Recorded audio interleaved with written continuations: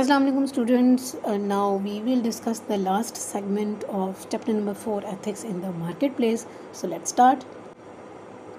Students, after discussing perfect competition and monopolistic structures, we'll discuss now the oligopolistic competition. Students, in most markets we know that there is not just one company controlling everything. हमारे पास सिर्फ एक brand नहीं होता जो एक जैसी products जो है बना रही हूँ.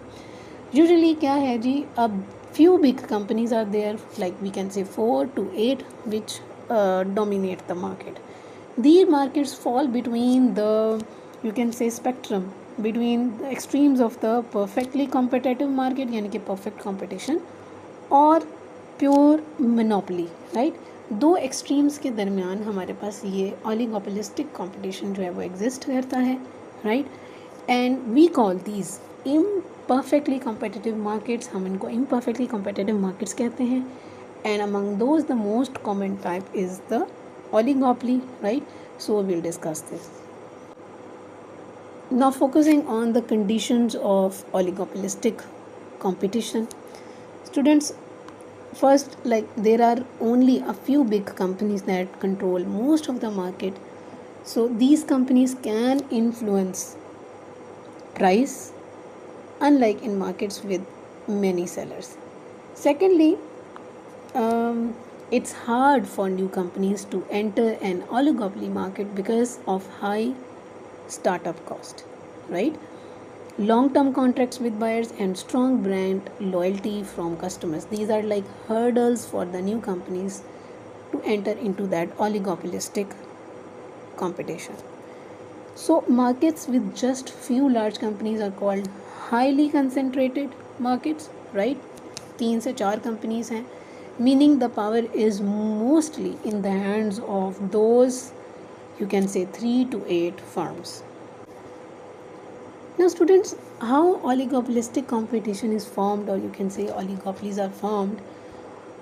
Oligopolies often form through horizontal mergers, which happen when 2 or more companies that were competing in the same market come together. For example, right here, if Coca-Cola and Pepsi beverage division is merged, they'd become one bigger company, right? This is all understood.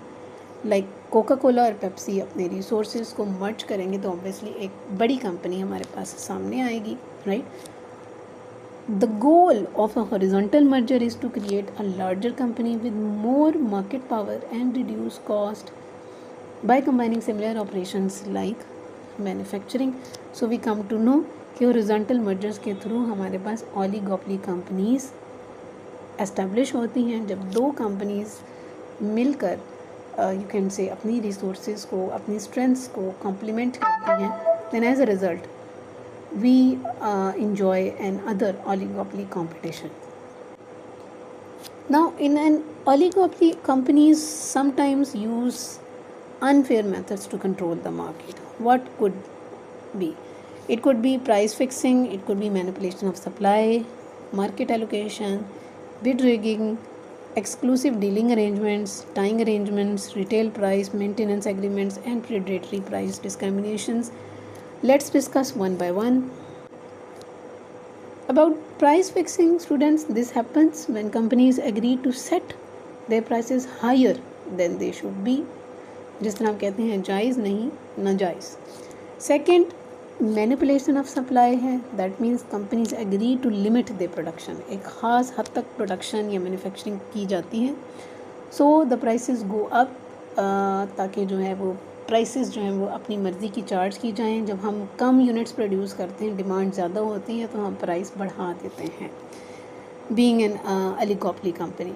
Third is the market allocation. That means companies divide the market and agree to sell only to customers in their assigned area, avoiding competition. ये भी unfair practice है क्योंकि customer को choose कर लिया जाता है कि सिर्फ उन्हीं कस्टमर्स को प्रोडक्ट्स जो हैं वो दी जाती हैं. Next, the bid rigging. This is when companies secretly agree on who will win a contract. ठीक है जी. Even though everyone submits bid.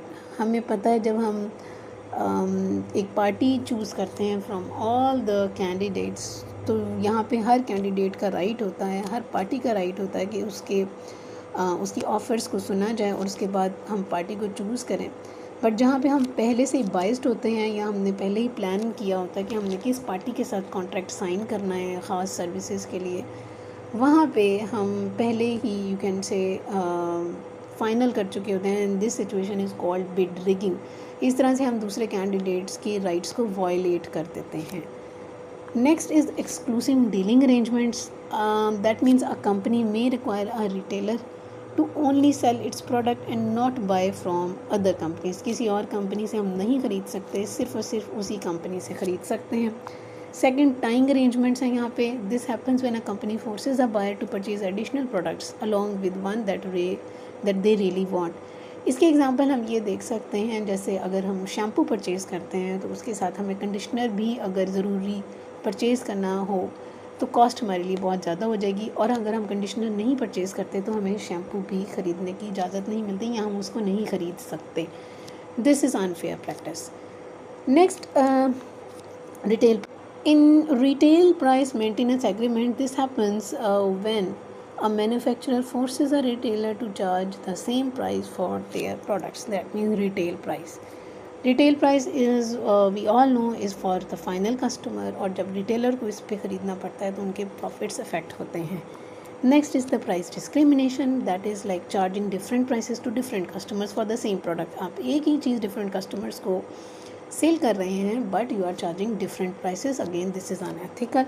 And the last is the predatory price discrimination. This is when a company lowers its prices to hurt competitors aiming to drive out of business. अगर हम 4-5 companies बहुत अच्छा competition दे रहे हैं और अपने अपने customers को एंजॉय कर रहे हैं, वहाँ पर अगर एक कंपनी डिसाइड करती है कि हम अपनी प्रोडक्ट के प्राइस को कम करते हैं, तो ऐसे में क्या होता है, दूसरे कस्टमर्स जो हैं वो आपकी कंपनी की तरफ शिफ्ट करते हैं और बाकी की कंपनीज़ को they have to face heavy loss. ये एक परफेक्टली जो कंपटीशन की सिचुएशन थी वो ख़राब हो जाती है और इस तरीके से like the other companies will lose their loyal customers. So these are all the unfair practices which are seen in the oligopoly markets. Next, we'll talk about 3 main views on oligopoly power. Like there are 3 perspectives, different perspectives. Do nothing view, do nothing perspective क्या कहता है? This believes oligopolies are not harmful.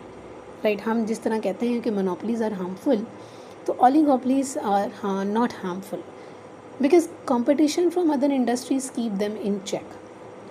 Plus big companies are good at competing internationally, क्योंकि हमें पता है कि oligopoly companies को कहीं ना कहीं कंपटीशन फेस करना पड़ता है from the substitute products as well, तो इसलिए वो ज़्यादा हार्मफुल नहीं हैं.